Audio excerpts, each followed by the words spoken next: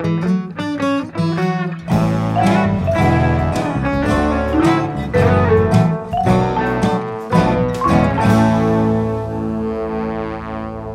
to another episode of Keep It Fictional with the Port Moody Public Library. This is episode 157, and joining me today are Corinne, Al, and Sadie. And I'm your host, Virginia. And today we are bringing you books that have a number in the title. Now, you can probably have a few that pop into your mind. 1984, Slaughterhouse-5, Catch-22, Fahrenheit 451, or maybe Sadie's favorite Six of Crows, or 50 Shades of Grey. We have each found something different for you today. I don't think anyone is talking about the more bigger iconic titles. We have found some other number titles for you today. And now usually the person who chose the topic for the week gets hosting duty. And so in my case, I picked this topic solely because I was hoping that this will force me, as Corinne always say, a deadline always help, to read, I guess, 2666, 2666, however you describe it, by Roberto Bolaño, translated by Natasha Wimmer, this massive 900-page book. But sadly, I have to report I didn't make it, didn't make it through. This deadline didn't work. I feel like 150 in. I'm like, yeah, you know what? I'm not going to be able to finish. And I actually have a pretty hard time finding a book this week. I started like 4 or 5 books and I'm like, ah. Anyway, so I think it's just like me this week. The number is just not working for me. But I hope my book friends had a better time finding a book than me. But before we talk about books, I would love to know, do you have like a lucky number? Is there like a number that you feel like is more you or you feel more feelings about? Okay, I'm going to answer this one because I did dedicate like a lot of thought to it. I feel like you're asking us if we believe in like numerology, which the answer to that is no. Nor do I have lucky numbers. But I do have like pleasant associations with dates. And I think this kind of stems from my early involvement in the X-Files fandom, because there were certain, see, Virginia, your girl was saying, there were certain like dates that were very important within the storyline. And every time it popped up, you'd like, 1013. And you kind of like were always looking for them. So I do have kind of like dates like that, 1013 from the X-Files fandom, and 0613, the date that BTS debuted, that kind of have like every time I see them, they make me a little bit happy. I don't think they're lucky or special, but I do kind of like to celebrate them and they make me happy when I see them. Did you realize that they both have 13s in them? So maybe that number is lucky for you. Oh, Sadie, it goes deeper than that. My favorite like hockey player back in the day, Sedin, his jersey number was 13. Jimin's birthday is 1013. Yeah, it goes deep. The conspiracy goes deep. Again, once you start looking for numbers, you can't stop looking at numbers. I too like number 13. I think when I was younger, I actively attached myself to number 13 because it's always seen as an unlucky number. And so when I played soccer, this is where numbers came into my life, was when I played soccer. And we not always, but would often have the chance to pick your number for your uniform. And I would always, if I could, I would always get number 13 because in my mind, I was fighting back against the world saying that number 13 was unlucky. And then also weirdly enough, number 2, for some reason, I would always do 13. And if I couldn't get 13, I would choose number 2. And I honestly don't know why. Like 2 is the other loneliest number, the loneliest number since the number 1. It is. It is, yeah. So I decided to give it a friend.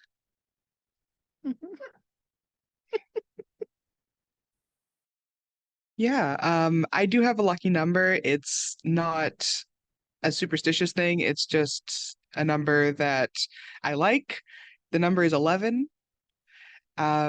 I was born on the 11th of May. My brother was born on the 11th of June. There are a lot of other sort of synchronicities with 11. As Karine said, when you start looking, you can just find numbers everywhere. So I just found a bunch of synchronicities with me and my family with the number 11, and I decided that I liked that number.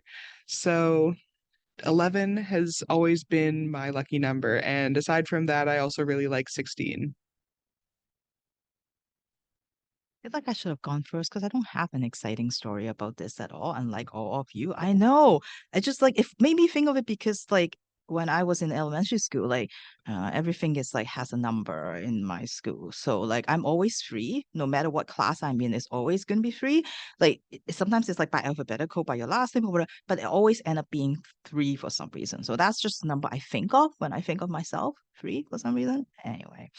All right, well, thank you, to share some of your favorite numbers. And now we are going to our other favorite thing, which is books.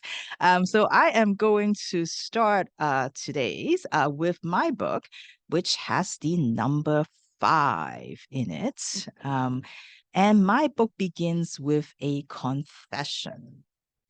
Dear white people, I love white girls, especially blondes.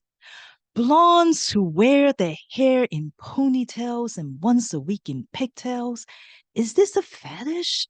I don't know. I'm I'm just pretty sure I will marry a white girl, a blonde. The problem is, I don't know what blondes are really like. In fact, I haven't seen a blonde before because this is Africa and there are minus 0.001 blondes here. Thus begins the story of 15-year-old Andrew Asisa, nicknamed Andy Africa, in the debut novel The Five Sorrowful Mysteries of Andy Africa by Stephen Buoro. Yes, Andy is obsessed with blondes, obsessed with whiteness, obsessed with anything American, European, and Western.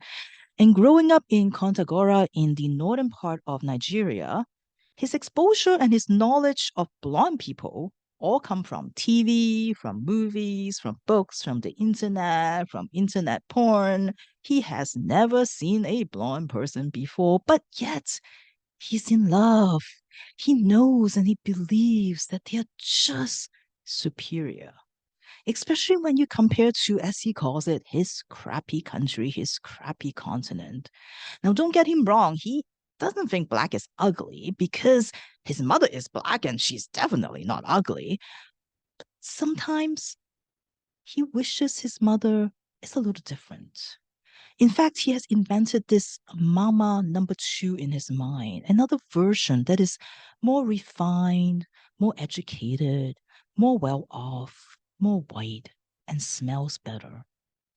And whenever he has these thoughts, yes, he does look down in shame. He feels a little sick in the stomach because he does love his mother and he feels bad.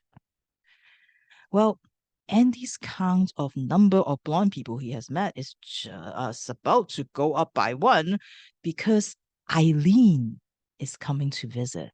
Eileen is the niece of the priest who came to work at his church, and she is coming to visit from the UK. Now, this is a huge deal, and the church is throwing this giant party in her honor, inviting everybody. And Andy cannot believe that he is finally going to meet a blonde person.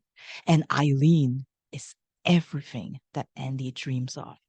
Her snow white skin, her platinum blonde hair. Eileen, he called him his eye queen. But there is just a little problem. Why would a perfect blonde angel lay eyes on a black boy like Andy? But it's not just Eileen's appearance that has upended his life. Another person has arrived looking for Andy, a man named Kalani, who showed up one day and said that he is Andy's father. Now, Andy doesn't know who his father is. His mother won't tell him. She has always refused to talk about him. But this man came and said, I am your father.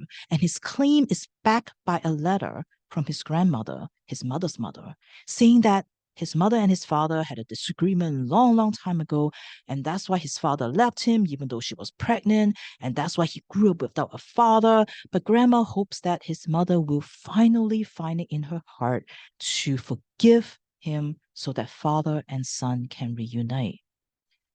Now, Andy doesn't know if you're supposed to feel something or you just should know when you see your own father because he doesn't really know. He's like trying to see, like, do I look like him? I can't quite tell. But he's definitely a little mad at his mom because it's like, well, what kind of disagreement can be so huge that you will leave the father of your child? Now, on the surface, this book seems like a fairly typical kind of coming of age story for a teenage boy. You have all the elements that you expect: a teen boy hanging out with his buddies, trying to get the girl, fantasizing about life somewhere else, figuring out who they are. But Stephen Buoro, who is from Nigeria, adds a layer of a complexity and kind of a symbolism to the story. The book feels like it's not just the coming of age story of Andy, but also the coming of age story for a whole country. He brings us to Nigeria, showing us what it's like growing up in post-colonial Nigeria. And he does it without mincing words, without shying away from that harsh daily reality of life there. As he said, you get desensitized at the violence after a while. And, you just have to like kind of protect yourself at some point by just pushing all of that into the background. And that's sort of what we've got here. A very kind of funny, poetic voice of Andy set against this backdrop of political unrest and the clashes between different religions.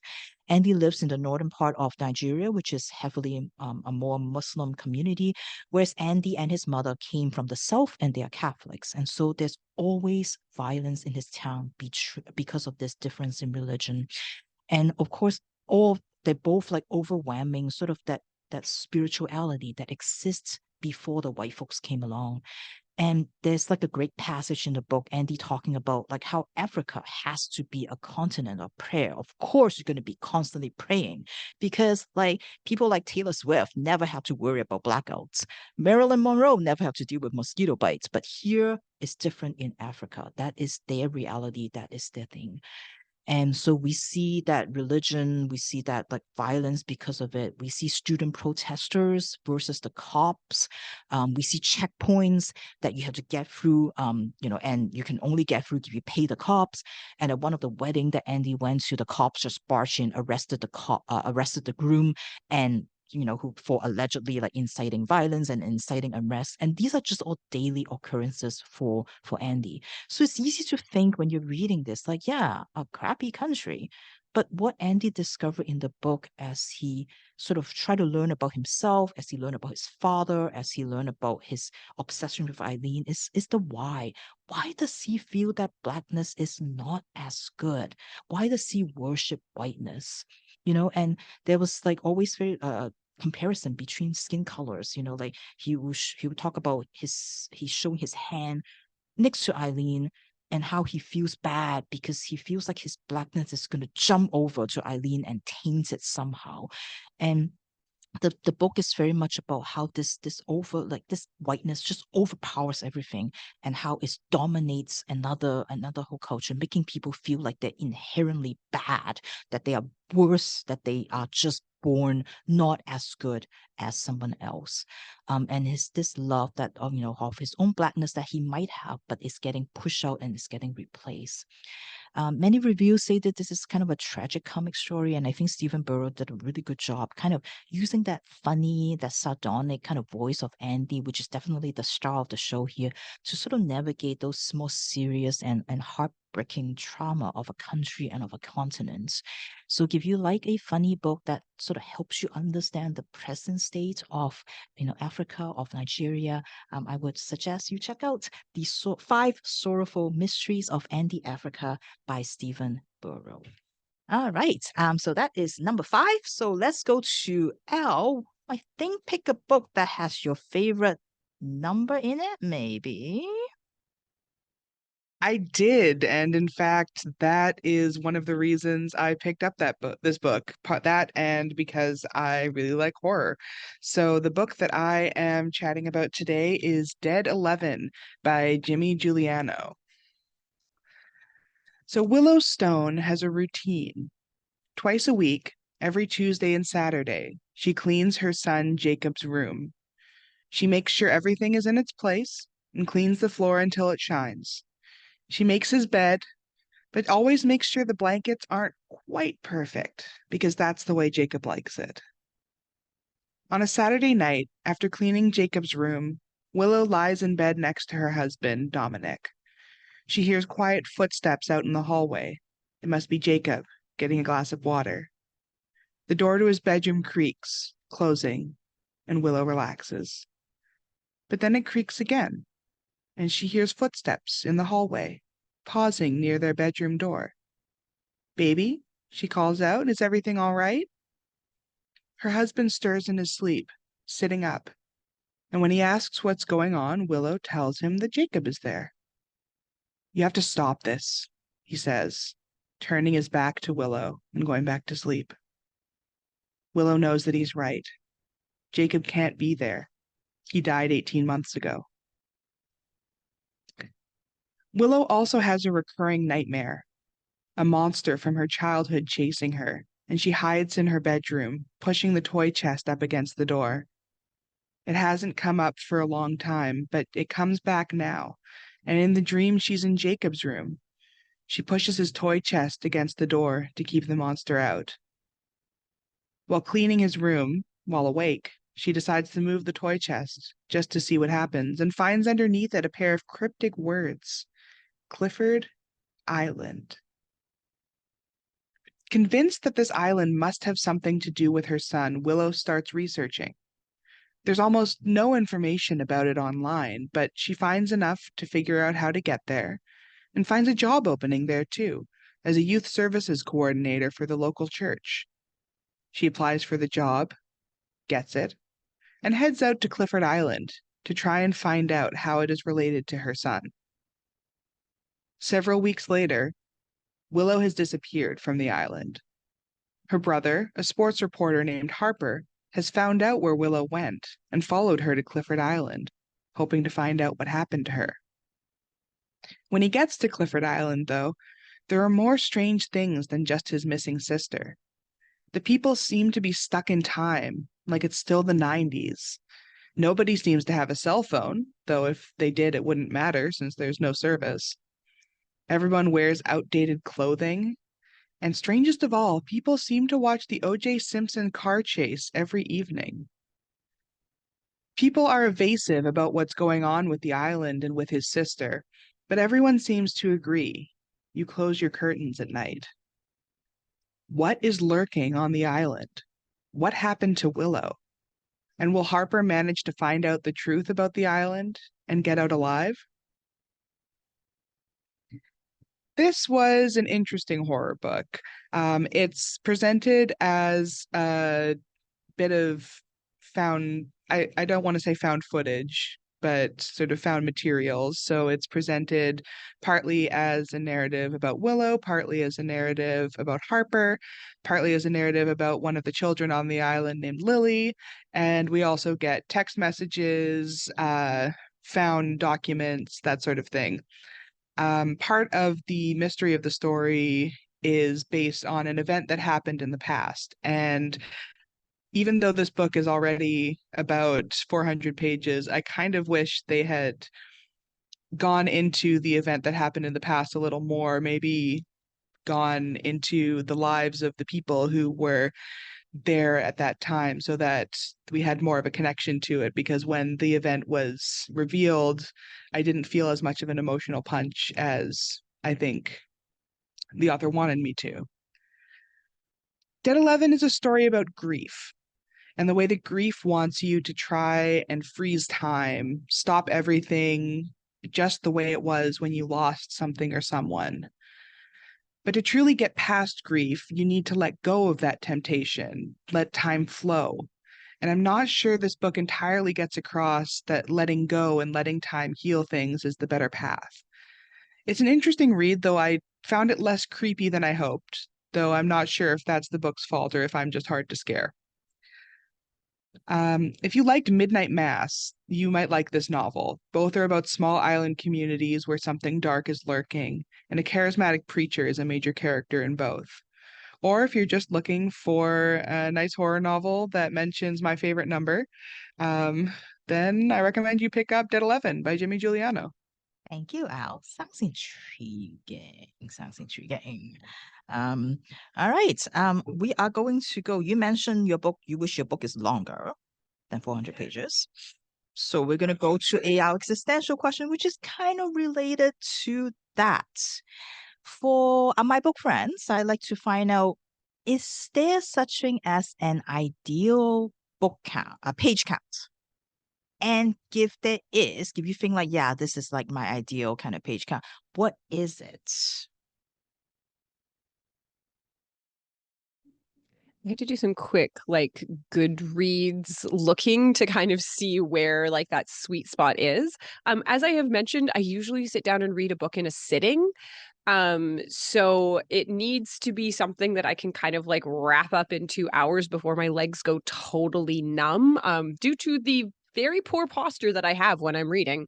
So for me, kind of like the ideal length is about 270 to 300, because that's what I can kind of do in a sitting. It means that I feel like you can tell a complete story in that amount of pages.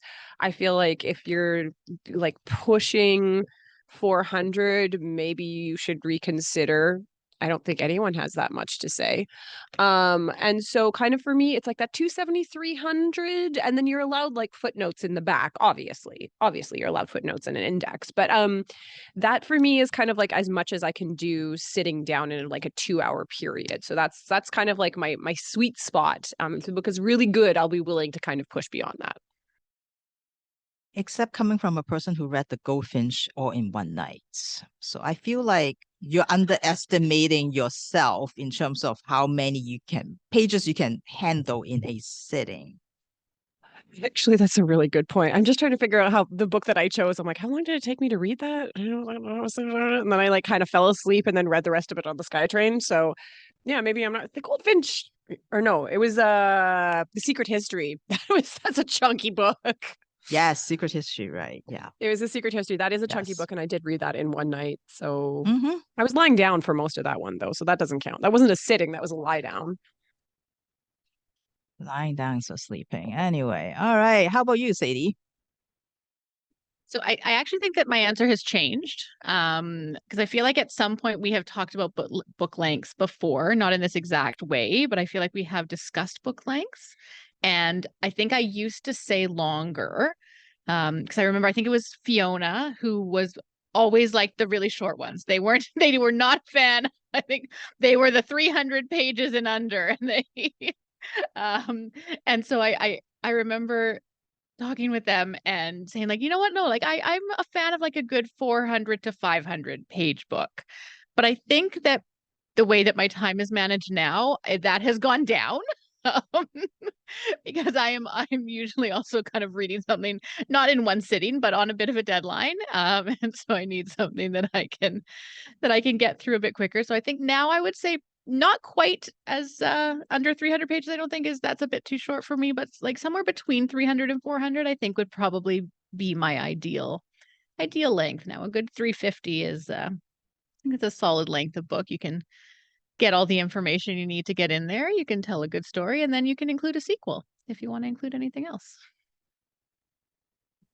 I feel like I would say my answer has also changed before, because I feel like because I used to read more, I think like more fantasy, more science fiction. And once you fell in love with a world, you want to see more of it, right? Like you want to allow your time for world building, or like if you found a great found family, you can just be with them forever. Like, like I can just keep reading, right? So I don't mind a super long book, give I found sort of those elements that I wanted to. But I think, yeah, like I think definitely same like have changed now in the sense that I feel like there's a lot of short book that I find that I'm like taking like a very long time to read, because there's just something about them that has like, maybe like even just like it's not about world building, but it's just like there's like the ideas that are just like, okay, I need to take my time with it. So I feel like now my length is probably a little shorter. And or maybe we'll just use Liz's favorite line, which is it depends on the book. So if it is one of my science fiction fantasy, sure, be as long as you can if you have a good reason for it. But some of the other ones probably a little bit shorter, I think. So how about you, Al? Yeah, I think that this is definitely something that has changed over the course of my reading life. When I was younger, like the longer the better. You give me a 500-page chonker and I will just sit down and go through that. I remember reading the last Harry Potter book in just one sitting, even though it was ridiculously long. But now, yes, my life has changed. I have more deadlines. I have more sort of commitments. So I find that I'm going to say between 350 to 400 pages is kind of the sweet spot for me because I still do like to read the science fiction, the fantasy, stuff that has a good amount of world building, and you need a little bit of space to let that breathe. But at the same time, if you can't wrap up your story in 350 to 400 pages, maybe you needed a bit more editing. So yeah, 350 to 400 pages is what I'm gonna say is my sweet spot, unless something is really good or just really complex and needs that extra page length to get their story across. I would argue that BioShock Rapture did not need any of its 444 pages to You convey. should never have read that book in the first place. That's not what you were thinking, honestly. I didn't just read it, I bought it. I bought it. I bought it. I went specially to Metrotown to buy it because I had to return my interlibrary loan. I'm so sorry. See, if you didn't tell me that you like to just lay the book down and open it and fly, I would have lent it to you. But I'm not lending books to you after you said that, so you didn't have to buy it. But It's probably for the anyway. best. I'm terrible at returning books when people loan them to me. I just say, don't do it. Don't. They're like, oh, you should read this. Take it. I'm like, don't give this to me. You're never getting it back. You're never getting it back. And I'll feel guilt every single time that I look at it. I don't even know what I did with this book. I think I may have donated it to the library book sale because, again, 444 pages is far too long. I think that's the longest I ever took to read a book, ever. All right. Well, thank you, everyone. So I think we're going to go back to our books and go back to our numbers. So we're going to go to Corinne. All right. And I would love to say that I chose this number on purpose, but I'm saying that I'm choosing it in support of JK's song 7. So I have lucky number 7. That I mostly chose by looking through the stack of library books that I had and being like, oh gosh, I really hope there's one with a number in here. And there was. And so I have a query for all of you. When you have a certain amount of money, and to quote from someone in this book, after you have a 4th home and a G5 jet, what else is there? What else is there to spend your money on? And the answer to that is apparently art. Oh, yes. I'm back on this train, my friends. I'm here to talk about the economics of art. Strap in, because we have a whole new perspective. So the book that I chose to talk about is 7 Days in the Art World by Sarah Thornton, who is described in the back as Britain's hippest academic. Oof. She is a freelance journalist who decided at some point to write an ethnography of the art world and all of the players in it, but not the artist. Oh, no, no, no, no, no, no, no. We're talking about the capitalist systems there to uphold it and the beautiful microcosm of economy that's happening. Virginia, pay attention. This is important and exciting. So, Sarah Thornton takes 7 kind of different views, different places to focus on. And I would argue like a series of 7 totally disconnected essays, kind of like reading a Vanity Fair article. She takes you to first an auction at Christie's. And so you get to actually kind of speak to the auctioneer and the kind of like inner workings of the auction houses of Christie's and Sotheby's, and how they acquire art and how they set up the auctions, and like all the personalities at play there. And kind of like the mysterious process of starting the bidding, and depending on what number they say, there's like a complex algorithm that they do in their heads, and they're like, it's worth this much, and then that depends like whether someone thinks it's worth something or not. The reasons why people might be selling their collections, which is referred to as another JK song, 3D, divorce, debt, or death. So the reasons as to why people are selling it, who they're buying it and why, and how the auction actually goes down, because there's a lot of like psychology at play and like who bets and when. And from there, she takes you to Cal Art School to talk about a process they have called the critique, where essentially it sounds like a day of torture, where art students, one at a time, are kind of sat in front of all of their peers, and they have to talk and explain their art for a whole day. Just receiving criticism for a whole day.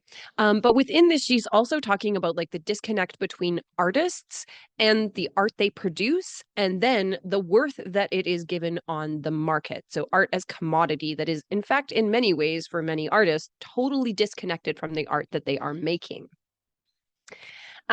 Next, we also get to go to the Basel Art Fair, which is a fascinating look at this giant thing that happens, I believe, once a year, where all of the different galleries kind of like have a little room, and then you can go in and kind of take a look at their pieces. What I found absolutely fascinating about this is, you know, you would have a piece of art, and it's not even necessarily the first person who comes up to this art. Like if you were at a craft fair and you're like, okay, I really want that stuffed penguin, they would say, okay, stuffed penguin is $2. Here you go. In the art world, it is not actually about that. You might have a price tag on something, but it isn't the first person who's willing to buy this piece that you would actually sell it to, because it's not actually about the money. I mean, it is, but it also isn't. You have to take into account whether the person buying this art, whether the collector, will enhance the reputation of the artist, enhance the reputation of the gallery, and enhance the reputation of the collector. So you have to know what, not only who they are, but what they own and what they're collecting. It creates what Tom Wolfe kind of refers to as a statosphere. Everything is based on reputation. Even an artist, regardless of how much their art is valued or the quality of it, it all has to do with status. And they rise and they fall depending on the collectors, the auction houses, and the curators. From there, she also takes you to fancy places like the Venice Biennial. She takes you to Tokyo to view the artist studio of Takashi Murakami, who is getting ready for an exhibit. She takes you to meet the fascinating Dickensian cast of characters who work for Art Forum and who are the art critiques, as well as many more. The art world has been described as a high school clique with money, and you really do get that sense reading this book. I think that Sarah Thornton gives you a wonderful kind of like tourist's view. And The 7 Days is a title that I think is chosen on purpose. Oftentimes when you get a guidebook or a tourist guide, they assume that you're popping into this city with so much history and culture and art for a quick 7 days. You look at everything on a surface level. You don't really understand it. You can't really understand a city or a country or a place in 7 days, but you do get a peek into what the life and history of the people are. And so that is what Sarah Thornton is trying to do in this ethnography. She's giving you a quick peek into 7 important days, 7 important kind of symbolic events that happen in the art world. And she gives you a peek into the mindset of the people who operate within this culture. That, as one of the collectors says, they don't really believe in religion. but they believe in art. And so it's this strange, fascinating mix of high culture and art with straight up cold capitalism. And she does not shy away from this, which I think is fascinating. You get the art, the artists, the blue chip galleries, the curators, the critiques, all wrapped up in a very fun narrative. It's kind of like the Devil Wears Prada of the art world, but real and way more money on the table. So if you are, like me, obsessed with the art world, but maybe also you have listened to me talk about it 2 weeks in a row and you're like, fine, you've worn me down. I'm willing to read one book about the economics of contemporary post-war art. I will actually recommend this book to you because it is a fun, interesting narrative. You'll be shocked. You'll be dismayed. But you'll also kind of be endeared by all of these people wandering around in this world where really nothing matters, but grotesque sums of money are being expended. So, can I promise that this is the last book about art economics that I'm going to talk about this year? No, because I have so many more interlibrary loans. But if you, like me, are interested in kind of learning a little bit more, I would absolutely recommend 7 Days in the Art World by Sarah Thornton and taking advantage of your local public library's interlibrary loan system, where you can find many more amazing books on this extremely specific topic. A topic that keeps on giving. Darn it. There's so much more. Did you know that you can have up to 8 interlibrary loans at a time? So I have talked about 2. I still have 6 more, Virginia. Help me, help me. All right. Every time I hear you talk about it, I'm like, yeah, nope, that's not the world I need to get into. But I am so glad you found a world that you want to spend all your life in and all your interlibrary loan age limits on. So good for you. All right, Sadie, please take us away from that. So weirdly enough, my book, no, it's not quite, but my book also has a 7 in it. And it does also talk about artists in a weird tangential way. Not quite so much on the same scale as Corinne's book does.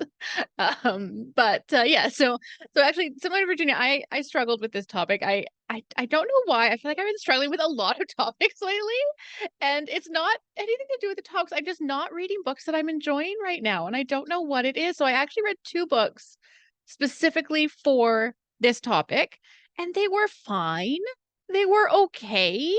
One of them ended in a way that makes me want to read the sequel because the author knows what they're doing. And even if the book is kind of boring, you know that you make the last 2 chapters really exciting. And then someone's going to pick up the next one because they have to find out what happens.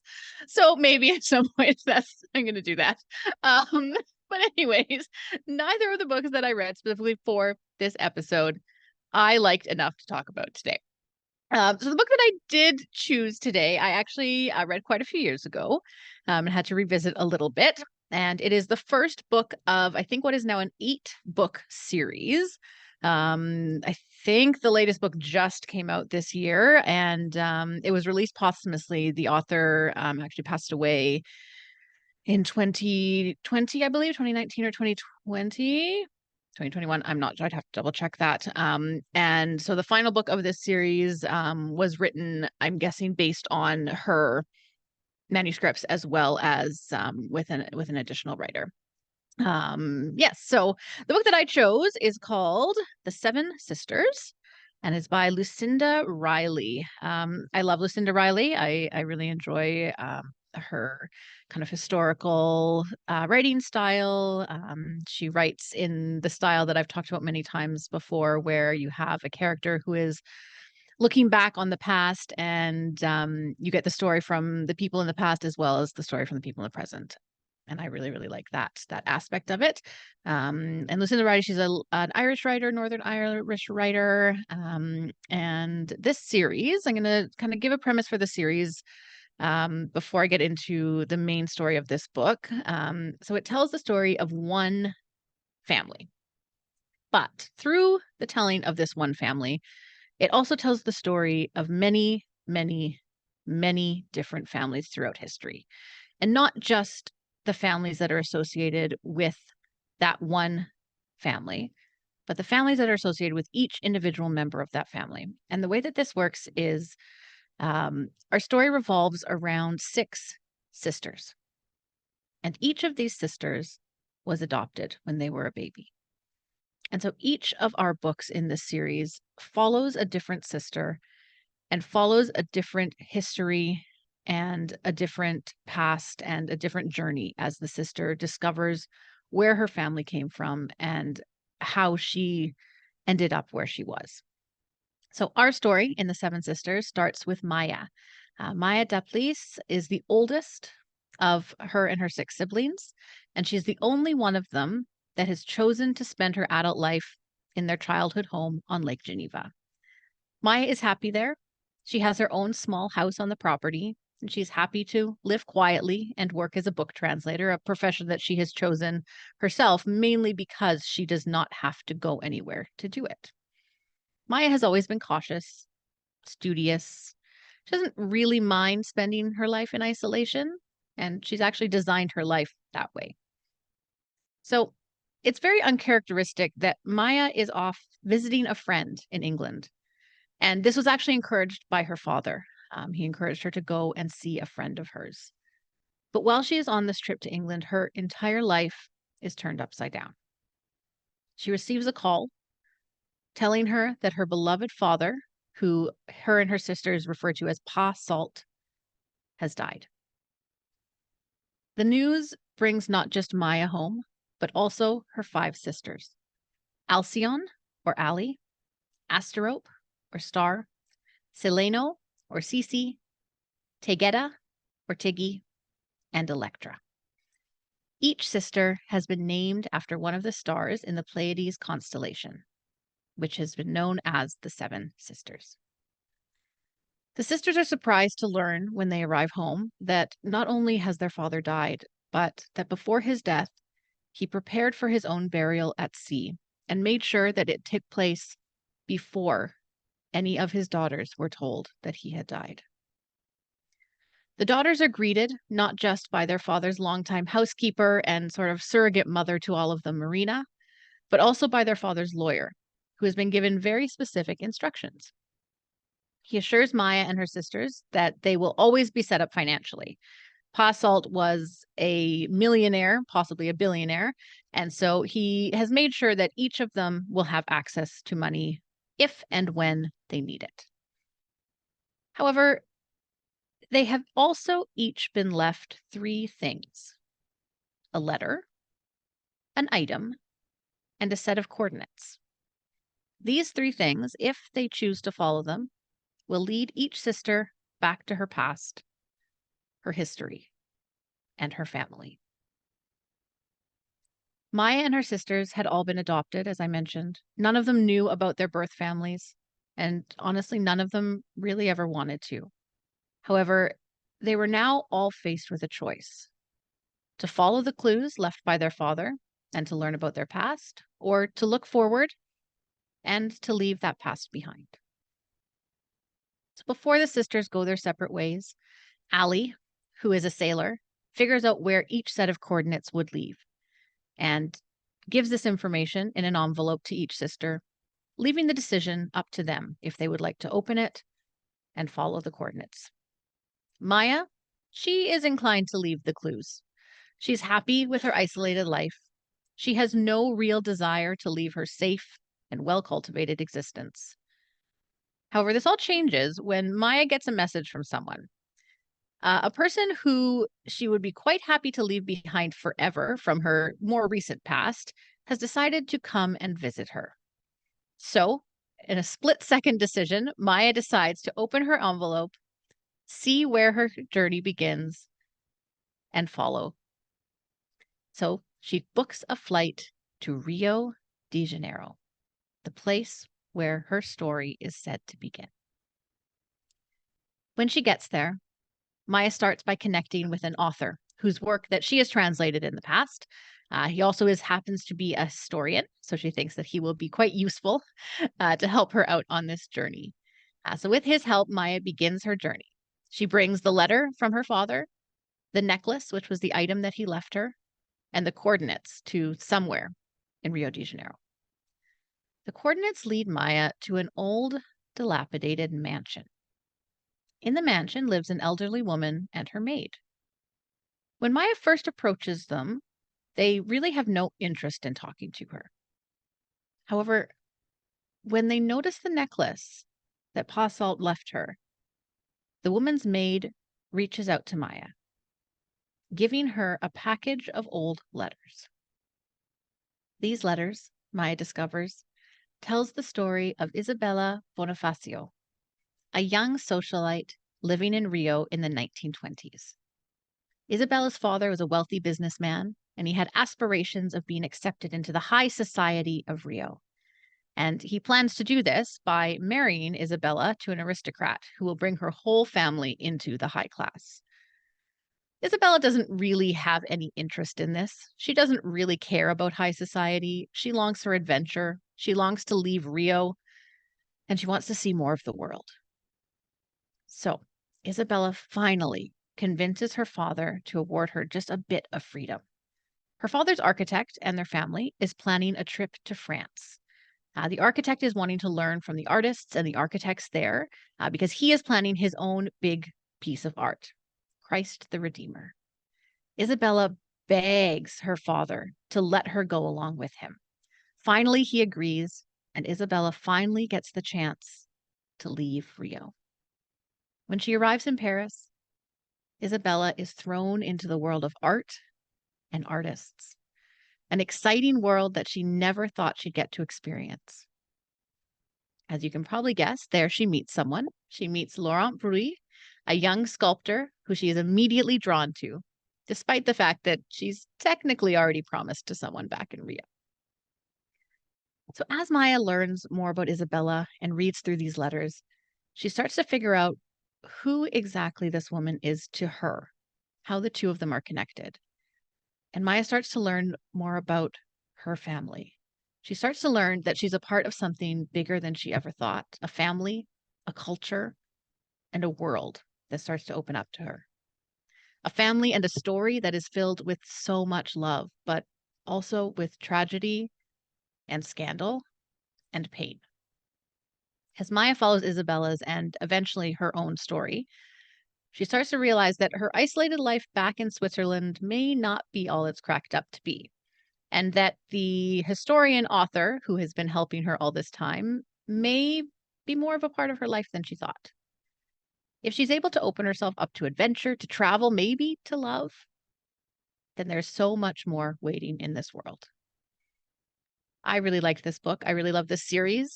As I said, it follows the style of historical fiction that I really enjoy, where you get to see those two kind of parallel lives, one from the past, one from the future. And I always say mystery, but it's not really mystery, but there's always that kind of hint of who is this person and how is their story going to connect to our present day protagonist story, because there's always going to be a connection, and so you're always trying to figure out what that connection is. I would say that it's relatively obvious in this book. I don't think there's a huge kind of reveal in this story, but it's definitely fun to kind of figure out how all of the characters fit together. Each of the different sisters is a part of each of the different books, although each book focuses on one specific story and one specific sister. And so I really liked kind of the nods back to the previous books that you get in the future ones. Yeah, I think that if you really enjoy like Susanna Kearsley, Kate Morton, these are really great books for you. They're kind of that same idea. I will just say that the premise of this is a bit hard to wrap your head around. A rich millionaire man adopts all of these babies from all over the world, gives them this wonderful life, and then sets them each on this grand journey to discover their lives after he mysteriously dies. There's the latest book to come out is his story. And so there's the whole series, there's a bit of mystery about what exactly happened to their father, and was his death what they thought it was. Some of the sisters swear that they see him in different places. So I think there's always that mystery that carries through the whole series of, is he alive or not? And so I'm guessing the final book maybe tells us that. There is also the story of the missing sister, who is the seventh sister. There were only 6 daughters who were adopted. However, there are 7 stars in the Pleiades. And so the sixth book, 6th or 7th book is the 7th sister, would be the 7th book. I can do math. Is the missing sister. And so you learn they're sure that there's supposed to be another sister. So I really recommend this series. I really recommend this book. I do think that there are a lot of holds on it currently.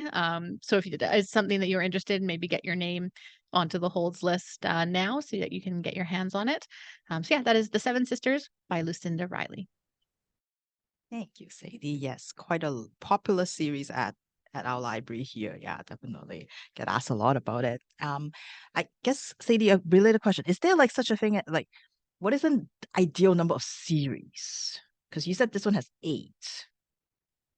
Too much. Honestly, that's a bit too many for me. Like I'm a fan of a trilogy. I think a trilogy is good. I think I always want more out of a duology. I always kind of read duologies. I'm like, oh, really? Fun. Just give me one more. I think a trilogy is good. I don't mind like a 5-book one. I think that the ones that are really, really long, like the 7 or 8 book ones, it's just too much to commit to sometimes. I find that by the time the later ones in the series come out, I'm like, I want to read it, but really another one?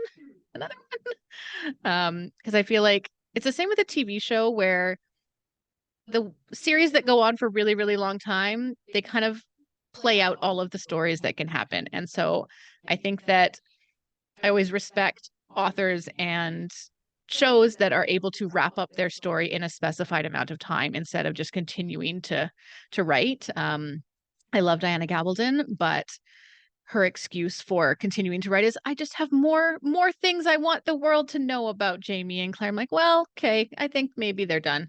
I think that I think the world knows enough about them. Yes, and I think like if you don't have a plot that is being wrapped up, then maybe you can start writing something else. Thank you. I'm seeing a lot of both Korean and Al. You put up your trilogy, your support for trilogy. Yeah, it sounds like that's. And unless it's like, because like Elizabeth Peters did, I want to say like 32 books in her entire thing, and like Anne Perry up to a point too. I feel like certain genres, like if you're not telling a very like long story, if it's more episodic or just like, yeah, like Monster of the Week or Detective Story of the Week, I think like they can go for longer because they just that genre just kind of lends itself to that. But like if you're telling just one story, like keep it simple. All right. Well, thank you, everyone. I know like both Sadie and I have trouble finding a book for this, but there are many, many number of books out there to choose from. So I'm sure you'll be able to find one at your local library. So thank you for joining us today at our book chat, and we will see you next week. Maybe for some more art, apparently. So, gosh. Okay, see you all. Bye-bye.